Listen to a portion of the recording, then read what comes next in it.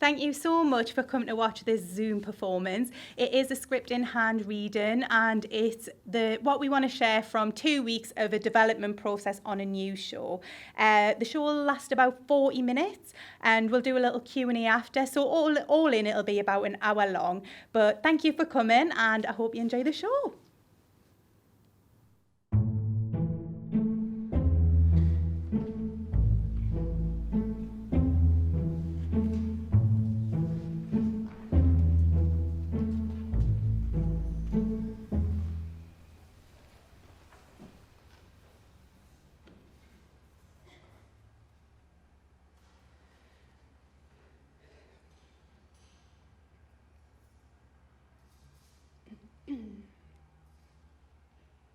What's your name? Chris? No, not you, the one with the hair. Rachel? My name's Rachel. I love my hair. I wish I was covered in hair that is like what's on me head. Meh.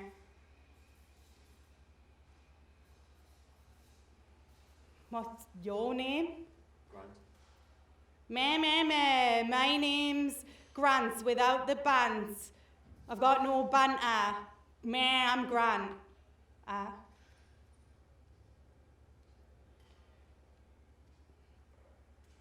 What's your name? Paul. My name's Paul. I'm small. I like a ball and to draw. And where are you from? I'm from Newcastle. My name's Paul. I'm small. I'm from Newcastle. I love the Tyne Bridge and I love Alan Shearer and NUFC and peas pudding. Is that right, Paul? Yeah. And what do you do? I'm a plumber. A plumber. Yeah. My name's Small Paul. I love the Tyne Bridge and Alan Shearer. I work with toilets and I stink of shit. Is that right, Paul? I suppose so. Yeah.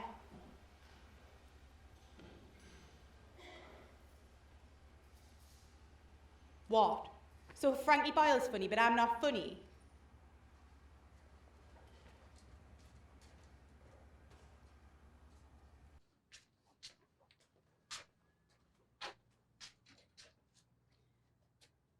You've probably noticed the lists.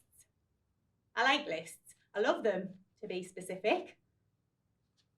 Here's a list of the people I most want to date. Number 1, Matthew Hussey, dating expert. Number 2, Jennifer Lawrence, actor. Number 3, Sexy Shirley from my local Tesco Express. Or Tesco Metro. It's definitely not a Tesco Extra. Number 4, Aladdin from Aladdin. He's handsome, he's got a pet monkey, and I've always quite liked hummus.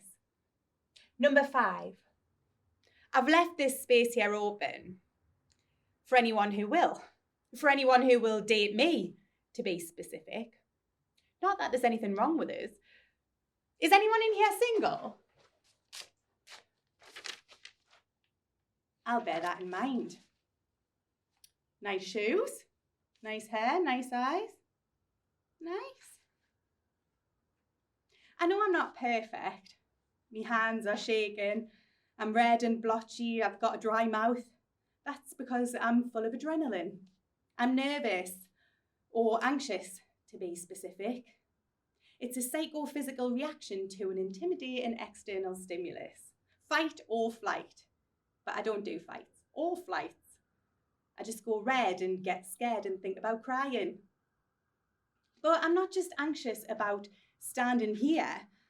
I'm anxious about life, about whether or not I might be balding, about me weight, about how often I bite me nails and whether there's a big pile of half-bitten nails lying somewhere in my stomach, and about whether that might give me cancer.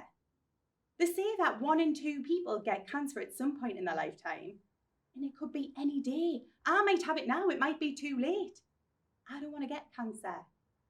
I worry a lot about dating, about being 35 and not having a partner, and about what everyone thinks about that, and about not having kids, or not wanting to have kids, or everyone thinking that I should have kids even though I hate the little bastards.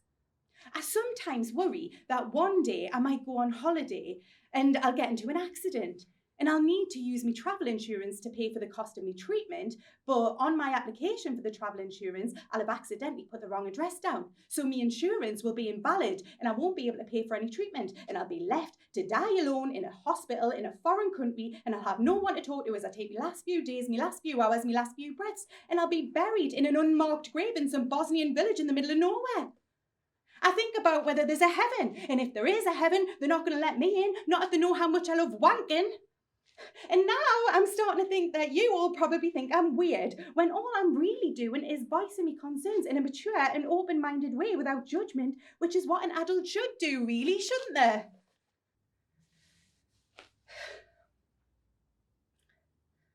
But what keeps me organised, what keeps my head straight is lists.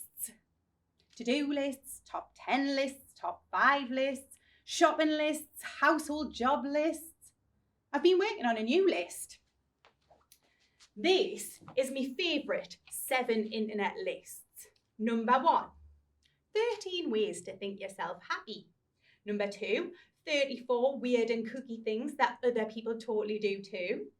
3, 10 ways to stop being such a big fat mess. 4, 7 times The Simpsons was racist in ways that weren't really racist then. 5, 14 reasons why you really need to read this list. 6, 8 times Fred West was the world's best dad. 7, Matthew Hussey's top 10 ways to pick up a date. My favourite of them all is the last one. That's why I left it till last. Oh, number 7 to be specific. In this one, Matthew Hussey... What? What, ma'am? I'm talking about Matthew Hussey. He's the world's leading dating advice expert for women. Well, that's what his website says. No, very funny. He hasn't got any tips on how I can move out. 3 years isn't even that long. Because I find it helpful, ma'am. Just because my sister's married doesn't mean that I have to be married yet. I don't know, probably because she's pretty or because everyone likes her. I know you're proud of her. I know you are. I'm proud of her too. Yeah, well, if you're that proud of her, have her come and make you dinner.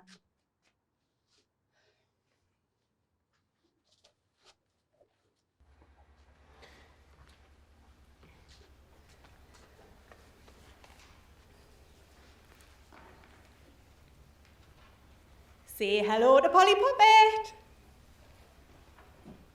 Polly Puppet, say hello to everyone. Hello to everyone. No, say hello to the audience. Hello to the audience. Polly Puppet, don't just copy what I say. When I'm talking, why are your lips moving? Why are your lips moving? I don't have lips. I'm a sock. Have you got any jokes for us, Polly Puppet? You're a joke. Your life's a joke. I mean jokes with punchlines, one-liners. You're going to tell us a joke. No, I'm not. Yes, you are. No, I'm not. Yes, you are. No, I'm not. Yes, you are. This could go on forever. Your hollow existence is going to go on forever. Please. Fuck's sake. I went to a beekeeper and asked for 100 bees. He gave me 101. I asked why. He said the last one was a freebie.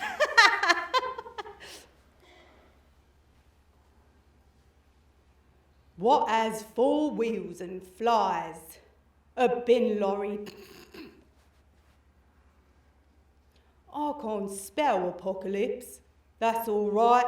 It's not the end of the world. Who hates themselves? You. Knock, knock. He was there. Stop. Sock who? Sock puppet. That was rubbish. You're rubbish and unattractive, and you're always irritating everyone with your mindless desire to please. You can't even point to Egypt on a map. You don't know which one's the Atlantic and which one's the Pacific.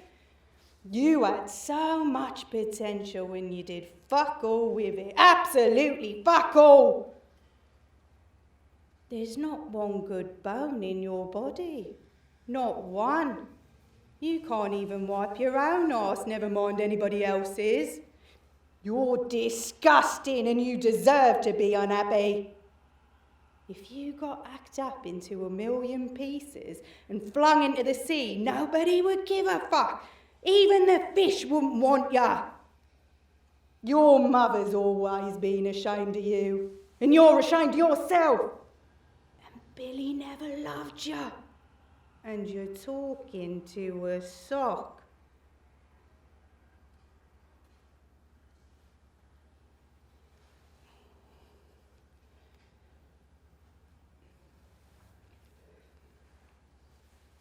Oh, so Nina Conti and Jeff Dunham are funny, but I'm not funny.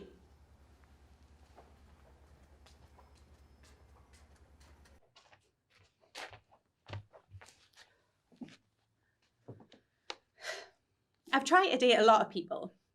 38 people in the last 365 days, to be specific. I've tried a lot of people and I've tried a lot of things. I've dyed my hair 4 times. I've undyed my hair also 4 times. I've tried to smile more, sweetheart. I've tried pottery classes, poetry classes, French classes, sign language classes, self-defense classes, book clubs, poetry clubs, working men's clubs, golf clubs, nightclub and seal clubbing. But what I've tried most of all is relationship seminars. So if you have a look under your chairs, someone should have an envelope under it. If you've got that, hold it in the air. Yeah.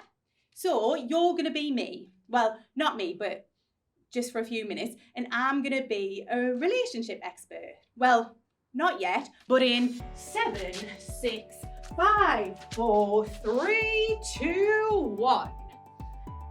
Hello, sad singletons. Welcome to How to Love After Being Hurt. Today we're going to be talking about pain. Not the pain of a hardcore booty-burning squat session at the gym. Not the pain of spending £100 to come to this seminar. But the pain of lost love, missing love, and the search for love. For those of you who are new to my seminars, my name is Frankie Lovebones. I'm here to put my love in your bones and my bones in your love. I am the #1 relationship counselor on the planet. I am the only man who can tell a woman where, why, and how to find love. We have a question from the audience from a lovely little loveless lady called Sam. Sam. Not so sexy Sam. Can we have your question, please, Sam? I'm sad and I don't know how to fix it. And I think that love might help. Wow, Sam. Can I first begin by saying how beautiful you are? How much you deserve happiness. How much you deserve to smile and frolic and love your life. And you can do all those things. You can do them in spades. But first, you gotta stop looking. See, but don't look. Listen, but don't hear. Think, but don't do. I am here as a man to tell you, a woman, that you don't need a man to tell you what you need. You're welcome. Okay, but I don't think you're listening. I'm sad, and I've come here for your help. I know you feel sad, Sam. But just because you feel sad doesn't mean you are sad. And let me tell you, and this might surprise you, but the woman you are describing is not the woman I see standing in front of me. You are a rose in a field of roses. You're welcome. Listen, help me. I'm lonely and I'm unhappy and I don't know what to do. What you need to do is this. You need to ask yourself, how? But I'm asking you how. You're welcome.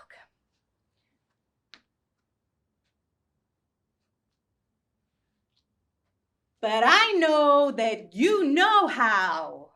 Because you are beautiful. And you are strong, and you are beautiful, and you are a fighter, and you are beautiful.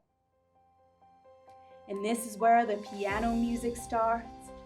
And this is where you get all teary because of the music, and because I'm telling you how fierce and worthy and powerful you are. And you get all so wrapped up in your own emotions that you forget that I haven't even really helped you at all. But you felt better for just a little while, and that's what matters. Programs are on sale at the end of the show, £20 each or 2 for £30. Remember, be humble, don't be humble, always use Bumble. You're welcome. And those seminars didn't help either. So I had tried everything to no success. Or basically everything, to be specific. The last resort was laughter. Laughter is at the core of relationships. Couples in restaurants together, what are they doing? Laughing. Couples in rom-coms, what are they doing? Laughing. Couples, when you Google pictures of couples laughing, what are they doing? Laughing. What am I doing right now alone? Well, I'm not laughing. So I made a decision. A decision to be funnier, to make people laugh. If I could make someone laugh, I could make someone love me. And so comedy became a hobby, a focus, not an obsession, because that sounds too much, too heavy. It was a turning point in a positive way, not some sort of weird traumatic thing. It became a healthy, sensible, intelligent outlet for everything I wanted to achieve. And because when I was younger, me and my mum used to love watching comedians together, it seemed like a rational choice, or a logical choice, to be specific. So, here's a list of my 5 current favourite comedians. Number 1, Sarah Milligan. 2, Michael McIntyre. 3, John Bishop. 4, Russell Brand. 5, Victoria Wood. Now, you don't seem to have been enjoying what I've been doing stand-up wise so far, so I'm going to give you the chance to choose what I do. So we're going to do a little vote. So if you want to see me do Sarah Milligan, put your hand up. Michael McIntyre. Yeah, that's a popular one. John Bishop. Russell Brand. Victoria Wood. Okay, so Michael McIntyre at the Apollo it is.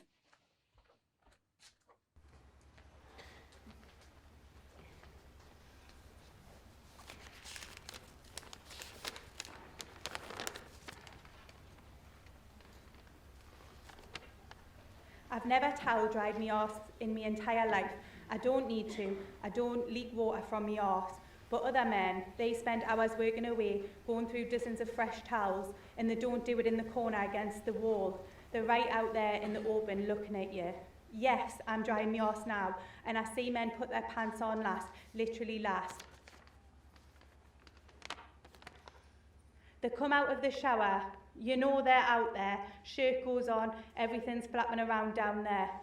Tie goes on, look who's still in town, jacket, coat, scarf, top hat, yeah baby shoes and socks. How is that even possible? What are you going to do? Sew your trousers on now. People dropping their keys. I saw one guy drying his pubic hair with the hand dryer. That should be illegal.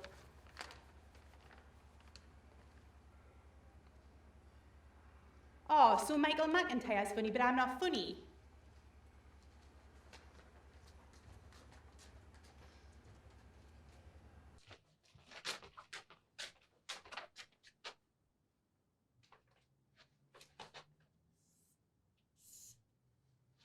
What, ma'am? I'm not moping. I'm just thinking out loud. It's not depressing. Sorry. My first date with Billy was ice skating. I ruined it for myself, really. I spent the whole time worrying that someone was going to fall over, then I was going to fall onto them, and I was going to slit my throat on that skating blade. And I would bleed to death in front of Billy on a first date. Our first kiss was magical. Billy asked us for a kiss instead of just leaning in, which seemed weird to me at the time. But I suppose it was a nice gesture, or a nervous gesture, to be specific. Whatever it was, I'd been waiting for it. My first sex was all right, but it got better, a lot better. Our first flat was crap, but it didn't matter because it was ours and because we were together. All the mould and all the damp and all the rubbish neighbours were irrelevant because we had each other. And then it was time. The big day. Now, I don't know if you've ever told anyone that you love them, but it's horrible.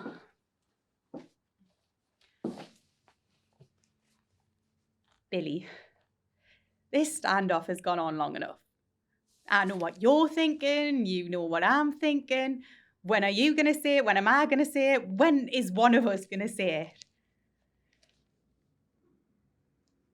So, I'm going to say it first. I love you. I do love you, of course I love you. Say it back then. Billy, I know you love me, so you don't need to act all weird and shy about it, you idiot. That's okay. I can wait. Takes longer for some people, probably. Well, I don't love you, not properly. Well, I take it back then, I don't love you. It's probably just me being stupid. Billy, you can't leave me because I love you. Why don't you love me? Why don't you want to be with me? No, it does matter. It matters. We do. Maybe not as much as before, but we laugh a lot. We're always laughing. Billy.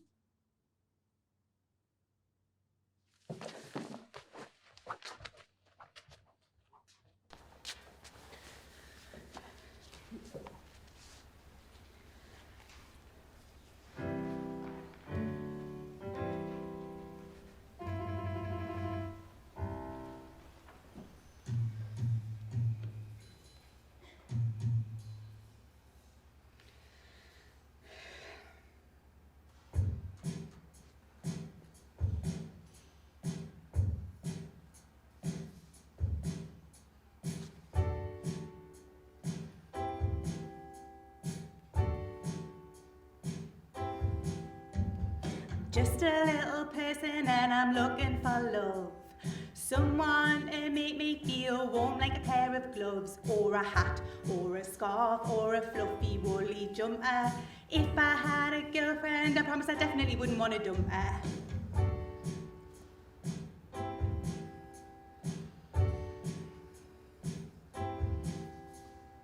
Want to make people laugh and to make people smile, not make people sigh and then run away.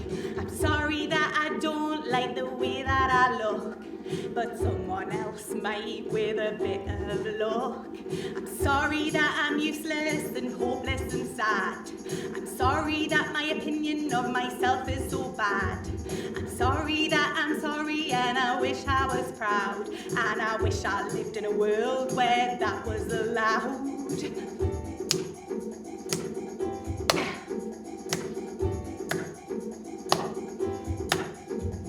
I wanna look in the mirror and go, get in, that's me.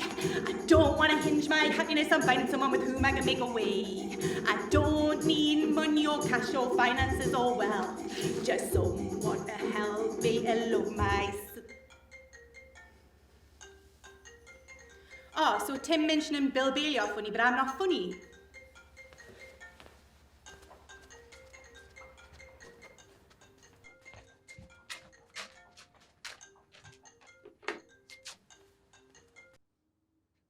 place?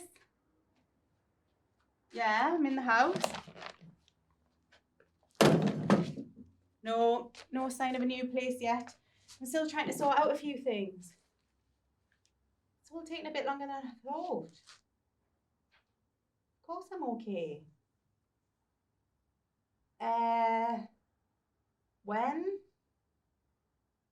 Well, I'm not really very good with kids. Keeping things alive isn't really my forte. Well, I'm not busy, I'm not very good at it. Yours are lovely, and being an auntie is fine. But I don't really fancy changing any more nappies. I mean, with all respect, what's the point? Why would you want to change a nappy?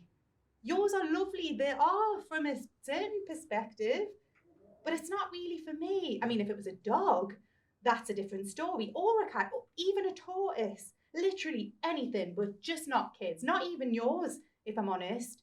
So what I suppose I'm saying is no. No, you're right, I'm not helping. But you didn't help me much either, so as they say, thanks, but no thanks.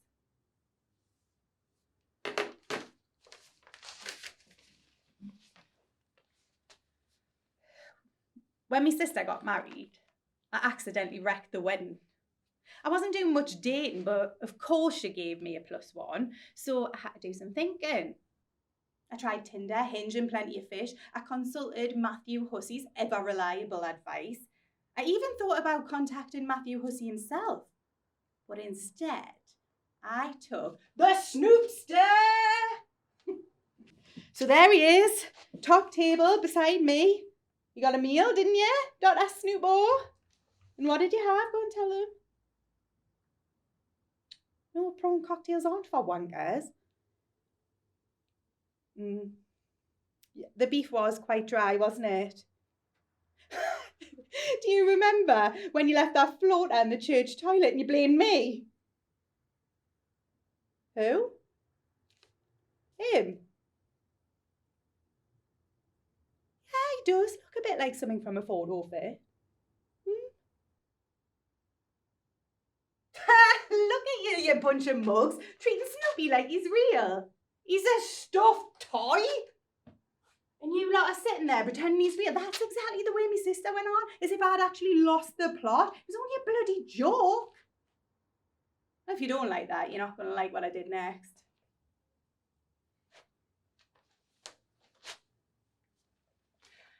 Has anyone seen Snoopy?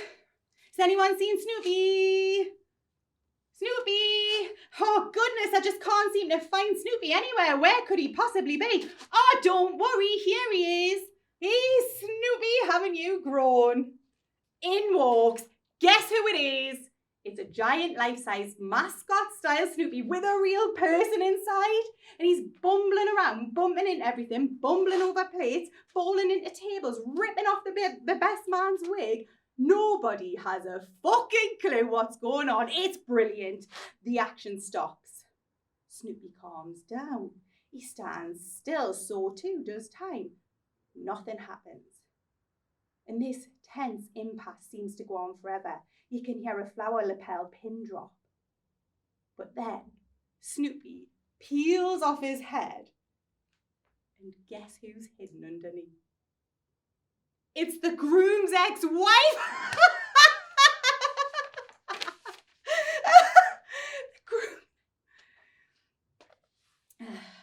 So you're not laughing? No, neither was me sister. That's my sense of humour though. I got it from me mum. I mean, it's only a bloody joke. If there's one thing me mum always taught me, it's not to take anything too seriously. And I suppose I never have. Maybe that's why my sister always got the plaudits, the good job, the top bunk, the success. And that's why I'm here, just me, Matthew Hussey, and a load of bloody lists.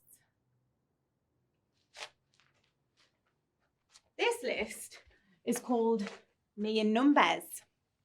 12. That's how old I was when I had my first kiss. French kiss, to be specific. By that, I mean that we used tongues, not that they tasted like a croissant. 19.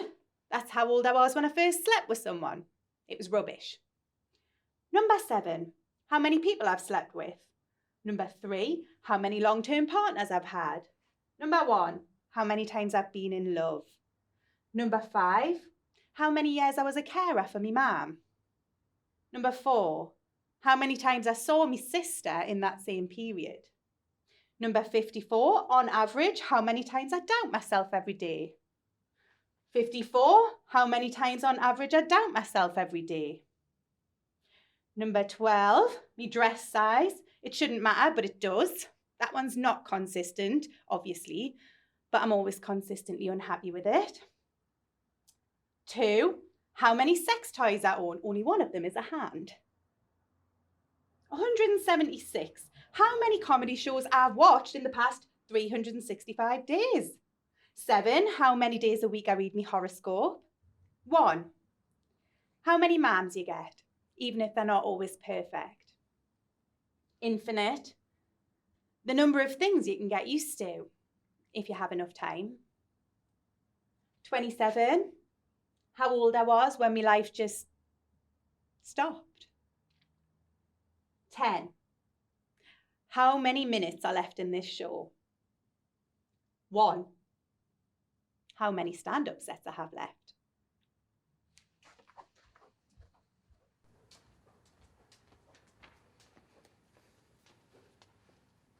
So, this is the end. And I know what you're thinking.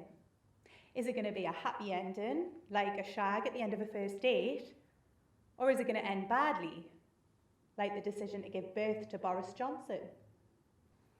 It's a funny old life, isn't it? For most of us, it's just birth, school, work, death. That's your lot. Maybe the odd shag at the appropriate interval.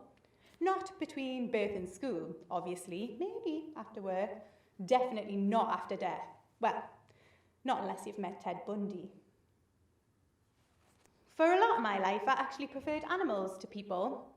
They say that all that separates us from animals is the ability to touch our forefingers to our thumbs. That's it. Well, that, and I'm not afraid of the Hoover. When I was little, I really wanted to be a vet. I was completely obsessed with animals, dogs to be specific. My favourite things as a little girl were Snoopy, Scooby-Doo and Beethoven. I still can't believe that dog was deaf. Dogs are easy to deal with, aren't they? You just show them their leash and they're like, oh, yeah, buzzing, come on, let's fucking do this. I like crackheads for the outdoors. Oh man, I love walks. I'd give anything for a walk. I'd give up my house and my job and my family just for one last fucking walk. Oh, genuinely, you could cut off my balls just so I could go on a walk. Well, that's good to hear, because we may have a surprise in store. Do you ever consider what's going through your pet's head when you have to take them to the vet? Because we all know it's horrible. It's like a scene from a gritty prison drama. All the animals are eyeing each other up from their cages as if they're in solitary confinement or on death row. It's like a lawless land for these usually domesticated animals. Cat eyes up parrot. Parrot doesn't give a fuck. He goes, yo, bitch, you think you're tough? I'm so tough they locked me up for 18 years. Polly want a cracker? Don't call me a cracker or I'll put a bullet in your goddamn ass. Me mum once made us believe she got me a dog. She hadn't. It was just a ruse to make me stop constantly asking for one. She'd actually borrowed a neighbour's dog and let it stay overnight, then proceeded to wash me bedding in a soap powder she knew I was allergic to. So picture this. Child wakes up with rash, child gets taken to the doctor. Doctor breaks child's heart with devastating diagnosis. Oh, no, little Sammy, you're allergic to dogs. It wasn't until a couple of years ago at my sister's wedding that the truth finally came out about Darren the dog. My sister took great delight in breaking that news. Now I'm starting to think there wasn't even a real doctor's surgery at the bottom of the garden in my granddad's shed. I still think it's amazing though that the lollipop man was also a qualified GP. So the dog I wanted to care for, I never got. But I did get the chance to clean up shit and piss thanks to my mum's dementia. If you think having a cat or dog is hard work, try having a cat or dog that's 12 stone, bereft of gratitude, and belittles you every time you try to help it. But it wasn't all shit and piss. Some of it was shits and giggles, especially when she started replacing everyday words with the word jizz. She used to suffer from a condition called nominal aphasia. It's a condition where individuals can't retrieve words properly or they replace words with other words. Ironically, she could never pronounce the term nominal aphasia and instead would tell everyone she had phenomenal fantasia. Shopping lists were always a laugh. Pet, because it's compulsory for all Geordie women to start sentences that way. Pet, I need some milk, some bread and a nice packet of jizz biscuits. Don't worry too much, she's dead now. As I said, birth, school, work, death. People don't like hearing the word dead, do they? They prefer passed away or no longer with us, don't they? Or lost. Why do people say that they've lost whoever's died? Oh, I'm so sorry you've lost your mum. I haven't fucking lost her. I know exactly where she is. She's in that box right now and in 5 minutes she'll be on fire and then tomorrow she'll be in a daft little vase. And they say these things at funerals, don't they? Like, what a great turnout. A great turnout. A great turnout's what you hope for at a blood bank or at your leaving do. Saying that, some leaving do's can be rubbish, can't they? Look at the Last Supper. That was the Messiah's leaving do and only 12 turned up. To be fair, the buffet was shit. At my mum's funeral, I convinced my sister, who's younger than me, by the way, to let me do the eulogy. It was essentially my first ever stand-up comedy set. So fuck it. I took the law into my own hands. As people started entering the church, I was standing at the door handing out t-shirts that said Mourners on Tour 2017. My sister was absolutely furious, but my mum would have loved that. She loved to laugh. I also wore a mask of my mum's face. I kept going up behind people and whispering things like, Pet, have you tried the jizz sandwiches? Pet, what about the jizz trifle? My sister's little one was screaming and crying in absolute terror. She would have loved that, me mum. She loved to laugh. And we love a drink at funerals, don't we? Like my sister's husband. He's a complete dickhead. Sorry, I mean craft beer connoisseur. Have you ever gone into one of those gentrified pubs and said to the barman, why don't you just surprise us? And they serve you a pint in a gravy jug with a wedge of turnip floating in it and you go, I must admit, that is a bit of a surprise. And they say that's not the surprise, and then they set it on fire and charge you £9 for it. Another thing about bars, why is it we always choose a bar for a first date? You can spot a first date a mile off, can't you? It's always the tables with the big fake laughs. Thank God you look like your Tinder pictures. I think I'm going to go for the vegetarian option. What are your thoughts on the proportional representation voting system and its potential pros and cons?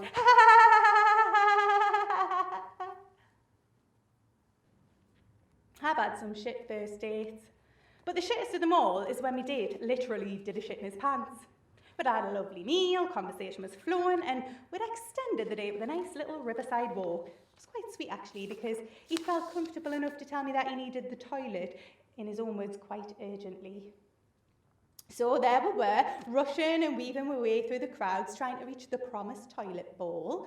And I darted across some traffic lights, and I was running faster than him, but he was trying to hold in a turd after all. I stopped, looked back. He was on the other side of the road. The lights were just about to turn. I urged him to cross. He cried, "It's too late!" I said, "No, you can make it, come on!" And he said, "No, it's too late." But as much as he was desperate for a shit, I was desperate for a shag. So with a little bit of sweet talking, I managed to convince Mr. Poopy Pants to come back to mine. We got back and my mum was still awake and she was in good spirits. They seemed to get on quite well. But before I had the chance to drag him upstairs and have me wicked way with him, she grabbed him by the arm and said, "Pet, if you fancy a nightcap, there's a big bottle of jizz in the fridge." He left. He left me over a big bottle of jizz when I was willing to stand by him with a big log in his trousers. Who needs a partner anyway when you can have a wank instead? Sex is all right, but you can't beat the real thing. My dates used to go wrong because I would bring them home to meet my mum. Then they went wrong because I would take my mum to meet them. But now, I think it's about time I found something else to do. Something that takes all life's shit and turns it funny. I love a laugh, thanks to you. But it's time I move on.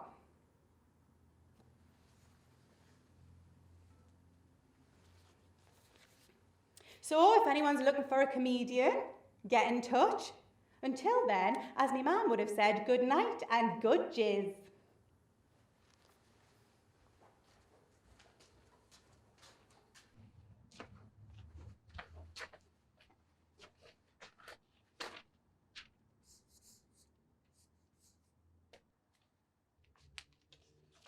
"35.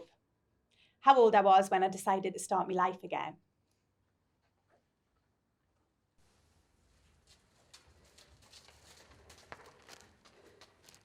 Sorry, can I just hold on a second.